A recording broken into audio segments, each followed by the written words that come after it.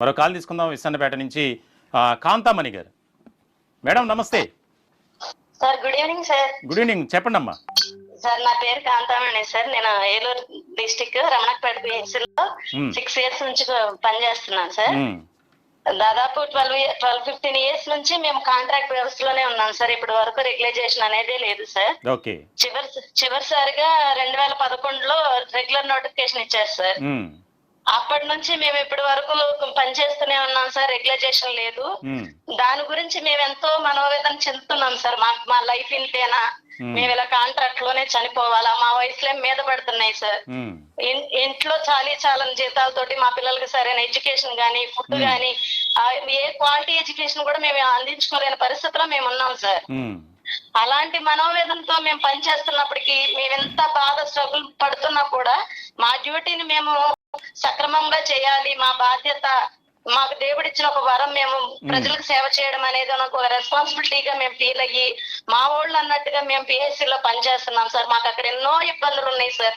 అవి చెప్పుకోవాలంటే సార్ మాకు ఈ రోజంతా సరిపోదు సార్. అన్ని ఇబ్బందులు ఒక్కొక్క పిహెచ్సిలో ఒక్కొక్క దగ్గర మీరు చూసారు సార్. సార్ కూడా విజిట్ చేశారు సార్ కొన్ని పిహెచ్సిస్, సుధాకర్ సార్. మేము ఎన్నో ఇబ్బందులు పడుతున్నాం సార్. అయినప్పుడు కూడా సార్ మా మీద అధికారులు అనేవాళ్ళు కొంచెం కూడా కన్సర్న్ చూపించకుండా సార్, మేము ఎదురు తిరిగి మేము ఇది చేయలేము, 12 hours డ్యూటీ సార్, ఇద్దరుంటే మీరే చేయాల్సిందే, మీ డ్యూటీ అని చెప్పని 12 hours డ్యూటీస్ చేస్తున్నారు సార్. నైట్ డ్యూటీస్ చేస్తున్నాం సార్. అయినా మా పట్ల ఎక్కడ దయ అనేది చూపించట్లేదు సార్. మాకు అక్కడ వర్క్ బర్డెన్ ఎక్కువైపోతుంది, డ్యూటీ అవర్స్ ఎక్కువైపోతున్నాయి. వీటన్నిటి వల్ల సార్ మా మెంటల్ కండిషన్ అనేది ఏమవుతుందో ఆ ఫ్రస్ట్రేషన్ అంతా తీసుకొచ్చి మా పిల్లల మీద, మా కుటుంబీకుల మీద చూపించి ఇంకా కొంతకాలం ఇలాగే కంటిన్యూ అయితే మేమేమైపోతామో అర్థం కాని పరిస్థితుల్లో మేము బతుకుతున్నాం సార్. ఫస్ట్ టైం సార్ మమ్మల్ని ఇన్ని సంవత్సరాల నుంచి మా వాయిస్ విన్న వాళ్ళు గాని, మమ్మల్ని మాట్లాడమని ఒక అవకాశం ఇచ్చిన వాళ్ళు కానీ ఎవ్వరు లేరు sir. First time number 1 news channel Sai Sudhakar Naidu sir first time మాకు ఈ అవకాశం ఇచ్చారు సార్. అందుకు మీకు మేము ఎంతగానో రుణపడి ఉన్నాం sir. Thank you so much sir. Me team అందరికి థ్యాంక్ యూ.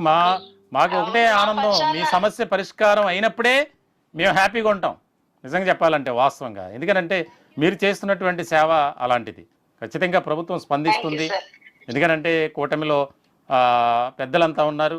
చంద్రబాబు నాయుడు గారు కావచ్చు, పవన్ కళ్యాణ్ గారు కావచ్చు, నారా లోకేష్ గారు కావచ్చు. ప్రజా సమస్యలపై ఎప్పుడూ కూడా పరితపిస్తూ ఉంటారు ఆ నాయకులు. మరి ఈ సమస్య పెద్ద కష్టమైంది కాదు. దాదాపుగా 15 ఏళ్ల నుంచి మరి సరైనటువంటి నోటిఫికేషన్ లేదు. రెగ్యులర్ చేయమని వారు కోరుతున్నారు. చాలా వరకు ఏ రకమైనటువంటి పరిస్థితులు ఉన్నాయంటే ఇంకా రిటైర్మెంట్ దగ్గరికి వచ్చేసినటువంటి వారు ఉన్నారు. వారికి ఏ రకమైనటువంటి బెనిఫిట్స్ ఉండవు. మరి ఇంకా సర్వీస్లోకి రావాలనుకునేవారు స్వచ్ఛందంగా నర్సింగ్ జాబ్ అంటే ఎంతో క్రూషియల్తో చాలా కష్టమైనటువంటి పని.